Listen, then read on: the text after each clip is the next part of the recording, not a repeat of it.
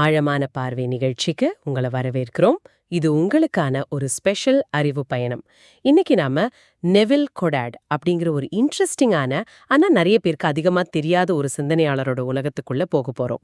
நமக்கு கிடைச்சிருக்கிற குறிப்புகள், சில அனாலிசிஸ் கட்டுரைகள் வழியா முக்கியமா அவரோட your faith is your fortune அப்படிங்கிற புத்தகத்தை கொஞ்சம் ஆழமா பார்க்க போறோம். இந்த புத்தகத்தோட முக்கிய கருத்துக்கள் என்ன, அதுல இருக்கிற சில ஆச்சரியமான பார்வைகள், அப்புறம் நடைமுறைக்கு உதவுற சில விஷயங்கள், இதெல்லாம் சிம்பிளா புரிஞ்சுக்க முயற்சி பண்ணலாம். சரியா? இந்த முழு புத்தகத்தையும் ஒரு அலசிடலாம். நிச்சயமா. நம்ம கிட்ட இருக்கிற இந்த சோர்சஸ் நெவிலோட டீச்சிங்ஸ், அவரோட வாழ்க்கை, இதையெல்லாம் பேஸ் பண்ணின ஆய்வுகள் தான். மெயினா நீங்க சொன்ன மாதிரி your faith is your fortune புத்தகத்தை ஃபோக்கஸ் பண்ணுது. இந்த புத்தகம் அவர் எழுதின பல கட்டுரைகளோட தொகுப்புன்னு தெரிய வருது. இதுல முக்கியமா நெவில் எப்படி பைபிளை ஒரு ஹிஸ்டரி புக்கா பார்க்காம ஒரு சைக்கலாஜிக்கல் டிராமாவா அணுகிறாருங்கிறத விளக்குது. அதாவது பைபிள் கேரக்டர்ஸ், சம்பவங்கள் எல்லாத்தையுமே மனுஷ மனசோட வெவ்வேறு அம்சங்களா அவர் பார்க்கிறாரு. நம்மளோட கான்ஷியஸ்னஸ், அதாவது நனவு நிலை, அப்புறம் நம்ம இமேஜினேஷன், கற்பனை சக்தி, இதோட பவரை வச்சு நம்ம ரியாலிட்டியை எப்படி நாமளே உருவாக்கிக்கிறோங்கிற நெவிலோட ஆழமான பார்வையை இந்த புத்தகம் வழியா நம்ம புரிஞ்சுக்க முயற்சி பண்ணலாம். இதுதான் நம்ம என்ன நோக்கம். நெவில் கோடாட்டோட வாழ்க்கை பாதையே கொஞ்சம் ஆச்சரியமா இருக்குல்ல. கேரிபியன் தீவு பார்படோஸ்ல ஒரு பெரிய தோட்டத்து குடும்பத்துல பிறந்து, அப்புறம் நியூயார்க் போய் டிராமா ஸ்கூல், அப்புறம் ஸ்டேஜ்ல டான்ஸ் ஆடுறது, அப்புறம் திடீர்னு மெட்டாபிசிக்ஸ் பக்கம் திரும்பி போதிக்க ஆரம்பிச்சிருக்காரு. இந்த மெட்டாபிசிக்ஸ்னா மெட்டாபிசிக்ஸ்ங்கிறது யதார்த்தத்தோட அடிப்படை இயல்பு, இருப்பு, இந்த மாதிரி விஷயங்களை பத்தின தத்துவங்கள்னு சொல்லலாம். அவர் பேசும்போது சொல்றாங்க, நூத்துக்கணக்கான பேர், சில சமயம் ஆயிரக்கணக்கான பேர் கூட கூடுவாங்களாம். ஓஹோ! ஆமா, அவரோட வாழ்க்கை ஒரு நேர்கோட்ல போகலங்கிறது கவனிக்க வேண்டிய விஷயம். வளர்ச்சிங்கிறது எப்பவும் முன்னே போறது மட்டும் இல்ல, சில சமயம் ஏற்ற இறக்கம், பின்வாங்குற மாதிரி தோணலாம், புது டைரக்ஷன்ல திரும்பலாம், ஒரு மாதிரி சுழற்சி மாதிரி. இத ஹெகேலியன் இயங்கியல் தத்துவத்தோட ஒப்பிட்டு ஒரு ஆய்வு சொல்லுது. இந்த புரிதல் நிவிலோட டீச்சிங்ஸை, குறிப்பா இந்த புத்தகத்துல ஒரு சொல்ற கருத்துக்களை அணுகுறதுக்கு உதவும் நினைக்கிறேன். ரொம்ப வசீகரமானவர், பவர்ஃபுல் ஸ்பீக்கர்னு புரியுது. ஆனா இங்கதான் ஒரு இன்ட்ரெஸ்டிங்கான பாயிண்ட் வருது. கிடைச்ச தகவல்ல ஒண்ணு என்ன சொல்லுதுன்னா, அவரை ஒரு நல்ல டான்சர்னு புரிஞ்சுக்கிறது, அவரோட போதனைகளை, முக்கியமா இந்த யோர் ஃபேத் இஸ் யோர் ஃபார்ச்சூன்ல இருக்கிற விஷயங்களை உள்வாங்கிக்கிறதுக்கு ரொம்ப ரொம்ப முக்கியமா. அப்படியா? ஆமா, இது ஏதோ சும்மா ஒரு பேக்ரவுண்ட் இன்ஃபர்மேஷன் இல்லையா, இது அவரோட சிஸ்டத்துக்கே ஒரு திறவுகோல் மாதிரிங்கிறாங்க. அவரோட தத்துவம் ஒரு மாதிரி உணர்வுகளின் நடனம், டான்ஸ் ஆஃப் ஃபீலிங் மாதிரி இருக்கான். அதை சும்மா அறிவுபூர்வமா மட்டும் பார்த்தா பத்தாது, அந்த உணர்வு நடனத்துல நாமளும் அவரோட சேர்ந்து ஆடணுமா. இத பத்தி அப்புறமா இன்னும் கொஞ்சம் விரிவா பார்க்கலாம். ரொம்ப கரெக்டா சொன்னீங்க. அந்த உணர்வு, அதுதான் your faith is your fortune புத்தகத்தோட உயிர்நாடியே. அதோட சென்ட்ரல் ஐடியா என்னன்னா, நம்ம கான்ஷியஸ்னஸ், அதாவது உணர்வு நிலை மட்டும்தான் உண்மையான ஒரே யதார்த்தம். மத்ததெல்லாம் அதோட நிழல் மாதிரி தான். நான் இருக்கிறேன், அதாவது ஐ ஆம், இதுதான் கடவுள். இது எங்கேயோ வெளியில இருக்கிற கடவுள் இல்ல, ஒவ்வொரு மனுஷனுக்குள்ளேயும் இருக்கிற அவனோட அடிப்படை இருப்பு பத்தின விழிப்புணர்வு. இதுதான் அந்த புத்தகம் திரும்ப திரும்ப சொல்ற அடிநாதம். அப்போ நாம கண்ணால பாக்குற இந்த உலகம், அனுபவிக்கிற நல்லது கெட்டது, அதெல்லாம் யதார்த்தம் இல்லையா? நெவில் பார்வையில இந்த புத்தகம் சொல்ற மாதிரி இந்த வெளி உலகங்கிறது நம்மளோட உள் உணர்வு நிலையோட வெளிப்பாடு, இல்லைன்னா ஒரு கண்ணாடி மாதிரி. உலகம் உங்கள் உணர்வு நிலை புறவடிவமாக்கப்பட்டது, the world is your consciousness ஆப்ஜெக்டிஃபைடுங்கிறது அவரோட ஃபேமஸான ஒரு ஸ்டேட்மெண்ட். இதை புரிய வைக்க அவர் பைபிள்ல இருந்து ஒரு வசனத்தை அடிக்கடி சொல்வாரு. ஆபிரகாம் பிறப்பதற்கு முன்பே நான் இருக்கிறேன், பிஃபோர் ஆபிரகாம் வாஸ் ஐ ஆம். இதுக்கு என்ன அர்த்தம்னா, நம்மளோட அடிப்படை நான் இருக்கிறேங்கிற அந்த உணர்வு எல்லா படைப்புகளுக்கும் சூழ்நிலைகளுக்கு முன்னாடியே இருக்கு. அதுதான் எல்லாத்தையும் தீர்மானிக்குது, உருவாக்குது. சரி, உணர்வு நிலைதான் யதார்த்தம்னா அத நாம நமக்கு வேணுங்கிற மாதிரி மாத்துறது எப்படி? இங்கேதான் அவர் சொல்ற அந்த நிலை ஏற்பு விதி, லா ஆஃப் அசம்ஷன் வருதா? Your faith is your fortune புத்தகம் இதை எப்படி விளக்குது? ஆமா, கரெக்ட். இதுதான் அந்த புத்தகத்துல விளக்கப்படுற முக்கியமான செயல்முறை விதி. அதோட வரிசைமுறை பாத்தீங்கன்னா, முதல்ல நீங்க என்ன வேணும்னு நினைக்கிறீங்களோ அதை உங்க மனசுல கருவா உருவாக்கணும், கற்பனை செய்யணும், கன்சீவிங், இமேஜினிங். அடுத்த ஸ்டெப்பு, இது ரொம்ப முக்கியம், அதுவா நீங்க ஆகணும். அதாவது அந்த நிலை ஏற்கனவே நடந்து முடிஞ்ச மாதிரி உணரணும், பிகமிங், ஃபீலிங். இதுதான் படைப்போட ரகசியம்னு நெவில் சொல்றாரு. இது கேட்கறதுக்கு சிம்பிளா இருக்கே, ஆனா நடைமுறையில எப்படி பண்றது? உதாரணத்துக்கு ஒருத்தருக்கு நல்ல ஆரோக்கியம் வேணும்னா நெவில் சொல்ற வழிகாட்டுதல் படி எனக்கு ஆரோக்கியம் வேணும்னு சொல்றதோ நினைக்கிறதோ பத்தாது. நீங்க ஏற்கனவே முழு ஆரோக்கியத்தோட இருக்கிற மாதிரி ஃபீல் பண்ணணும். நான் ஆரோக்கியம், ஐ எம் ஹெல்த்திங்கிற அந்த உணர்வுல நீங்க நிலைச்சு நிக்கணும். அந்த உணர்வை முழுசா உள்வாங்கிக்கணும். அந்த உணர்வை எப்படி அடையறது? அதுவும் நம்ம சுத்தி இருக்கிற சூழ்நிலை நெகட்டிவா இருக்கும்போது? அதுக்கும் யோர் ஃபேத் இஸ் யோர் ஃபார்ச்சூன்ல வழிமுறை இருக்கு. முதல்ல உடம்பையும் மனசையும் நல்லா ரிலாக்ஸ் பண்ணிக்கணும்.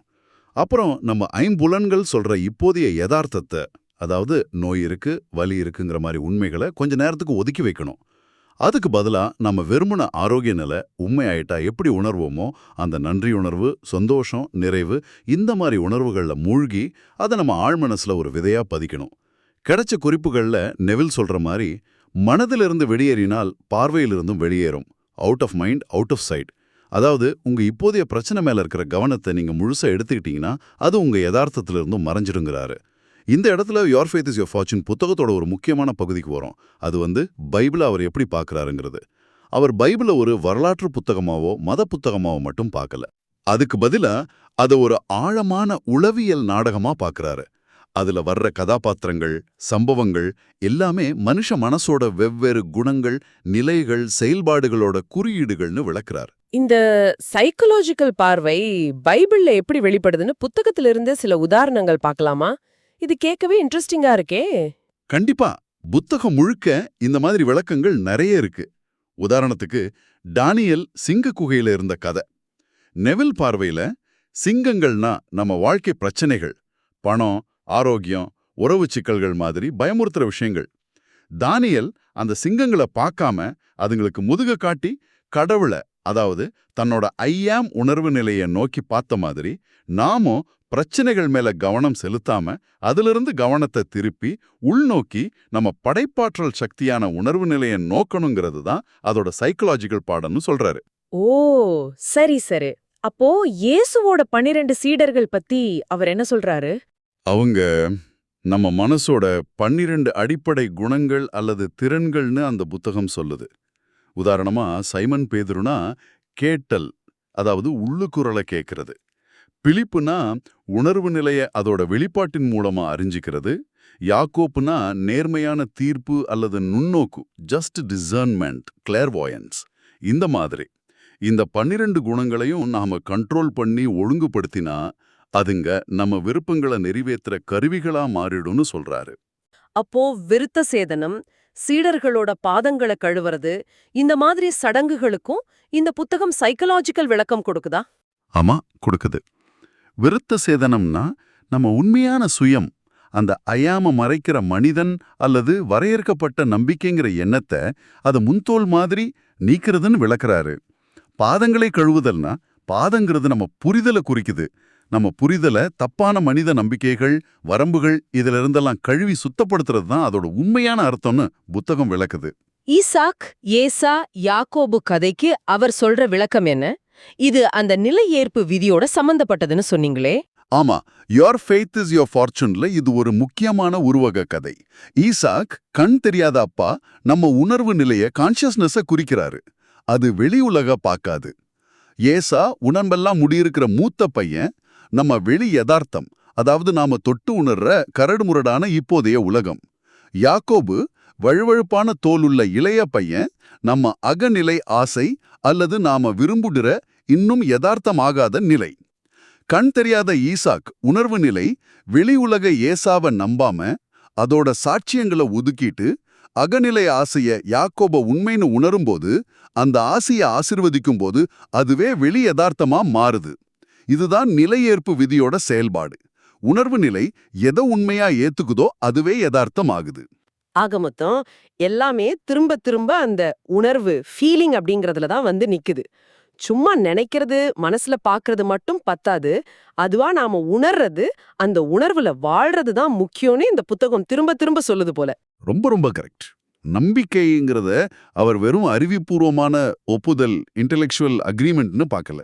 அதை ஒரு தீவிரமான உணர்ச்சி தூண்டுதல், இன்டென்ஸ் இமோஷனல் எக்ஸைட்டன்ட்னு சொல்றாரு. அந்த உணர்வு தீவிரம், அந்த உள்ளுக்குள் இருக்கிற உறுதிப்பாடு, இல்லைன்னா ஆழ்மனசுல மாற்றம் வராது.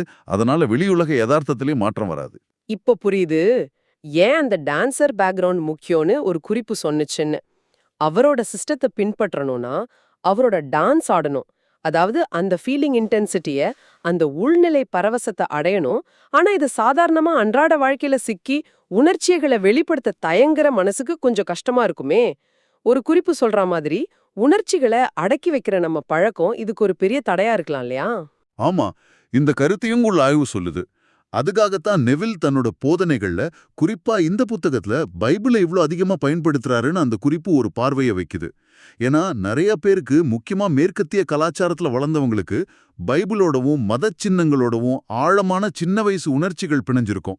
அந்த பழக்கப்பட்ட சக்தி வாய்ந்த மத உணர்ச்சிகளை தூண்டி தன்னோட போதனைகளுக்கு தேவையான அந்த தீவிர உணர்வை, இன்டென்சிட்டி ஆஃப் ஃபீலிங் உருவாக்க நெவில் முயற்சி செஞ்சிருக்கலாம். இது ஒரு சைக்கலாஜிக்கலா பார்த்தா ஒரு புத்திசாலித்தனமான உத்தி தான். சரி, இந்த புத்தகம் சொல்ற முறைகள் எல்லாருக்கும் பலன் கொடுக்குதா? கிடைச்ச தடவல்கள் என்ன சொல்லுது? வெற்றி, தோல்வி இத பத்தி ஏதாவது இருக்கா?